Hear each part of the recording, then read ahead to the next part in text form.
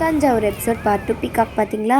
நம்ம போன நேரம் கோயில் மூடிட்டாங்க. என்ன 4 மணிக்கு தான் ஓப்பன் ஆகுமா, நம்ம 2:30க்கு போனோம். சரி சாப்பிடலாமேன்னு ஒரு ஹோட்டலுக்கு போயிட்டு எங்கள் அப்பா அந்த பக்கம் மெனு கொடுத்துட்ருக்காங்க, எங்கள் அம்மா இந்த பக்கம் ஏதோ டிஸ்கஷன் பண்ணிகிட்டு இருந்தாங்க. அப்புறம் அந்த ஹோட்டலில் அந்த மெனு கார்ட்ஸ் எல்லாம் அழகாக இருந்தது. நான் ஃபோட்டோ எடுத்து அப்ளை பண்ணேன். நான் நூடுல்ஸ் வாங்கினேன், எங்கள் அக்கா ஃப்ரைட் ரைஸ் வாங்கினான். அப்புறம் எங்கள் வீட்டில் மற்ற 3 பேரும் மீல்ஸ் தான் வாங்கினாங்க. நாங்கள் ஒரு கிஃப்ட் கார்டு மாதிரி எங்களுக்கு அவங்க கொடுத்தாங்க. அது எப்படின்னா 500 பொருள் வாங்கினா 400 கொடுப்போம் அப்படின்னு சொல்லியிருந்தாங்க. அவ்வளோ பட்ஜெட்லாம் இல்லை, அதெல்லாம் வாங்கிட்டு என்ன பண்ணுறதுன்னு சொல்லிட்டு எங்கள் அம்மா வாங்கலை.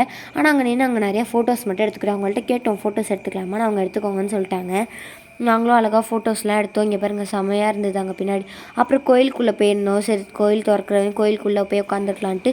இங்கே பாருங்கள் எவ்வளோ அழகாக இருக்குது பாருங்களேன். அவ்வளோவும் எங்களுக்கு சுற்றி சுற்றி பறந்தது. நான் இது வரையும் இதை மொபைலில் தான் பார்த்துருக்கேன், நிறையா பறவைங்கள்லாம் பறக்கிறதுலாம். ஃபஸ்ட் டைம் இதை நேரில் பார்த்தேன் நான். எனக்கு ரொம்ப பிடிச்சிருந்தது. ஆனால் எனக்கு இது என்ன பறவைன்னு கடைசி வரையும் தெரியல. அப்புறமா தான் கொஞ்ச நேரம் கழிச்சு அதெல்லாம் கோபுரத்தில் போய் உட்காந்துதா, கோயில் கோபுரத்தில் இந்த எல்லா பறவையும். அப்புறம் பார்த்தா தான் தெரியுது இது புறான்னு சொல்லிட்டு. அப்புறம் வீடியோஸ்லாம் எடுத்து இந்த நந்தி சிலைக்கிட்டேயும் கொஞ்சம் நேரம் நின்று வீடியோஸ் எடுத்தேன். அப்புறம் நான் எல்லாம் காசு போட்டிருக்க மாதிரி ஒரு கிணறு இருந்தது. நாங்களும் அதில் போய்ட்டு ஒரே ₹1, எங்கள் ஃபேமிலியில் உள்ள 6 பேரும் அதில் கை வச்சு அந்த ₹1 போட்டோம்.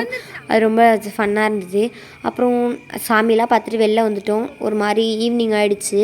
கோபுரத்தை பாருங்கள், அப்படியே கோயிலே பார்க்க ஒரு மாதிரி அழகாக நீட்டாக இருந்தது. எனக்கு ரொம்ப பிடிச்சிருந்தது. அந்த டைம் ரொம்ப ப்ளசண்ட்டாக இருந்தது.